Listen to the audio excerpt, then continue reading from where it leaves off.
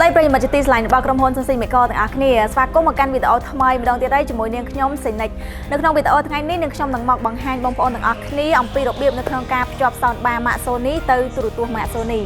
អញ្ចឹងជាដំបូងដើម្បីអាចធ្វើការភ្ជាប់ Sound Bar ទៅទូរទស្សន៍បានបងប្អូនទាំងអស់គ្នាត្រូវធ្វើការចុចបើក Sound Bar ជាមុនសិនបន្ទាប់មកយើងត្រូវធ្វើការចុចប៊ូតុង Bluetooth ដែលមាននៅលើ Sound Bar រួចឲ្យលោតជាមួយនឹងពាក្យ pairing ជាមុនសិនបន្ទាប់មកបងប្អូនទាំងអស់គ្នាចុចជាមួយនឹងពាក្យ option ឬក៏ពាក្យ setting ដែលមាននៅលើ tele របស់ទូរទស្សន៍រួចចុចយកជាមួយនឹង menu Bluetooth បន្ទាប់មកចុចយកជាមួយនឹងពាក្យ pair accessory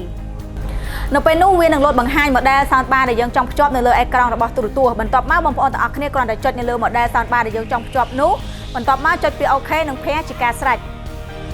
ទាំងនេះគឺជារបៀបនៅក្នុងការភ្ជាប់ sound bar ម៉ាក SONY ទៅក្នុងទូរទស្សន៍ម៉ាក SONY សម្រាប់បងប្អូនទាំងអស់គ្នាដែលចង់បានជាមួយនឹងទូរទស្សន៍ឬក៏ sound bar ទំនើបទាន់សម័យបងប្អូនទាំងអស់គ្នាអាចធ្វើការអញ្ជើញមកទិញផ្ទាល់បាននៅគ្រប់បណ្ដាសាខាទាំងអស់របស់ក្រុមហ៊ុន Sunsimexco ទូទាំង27សាខា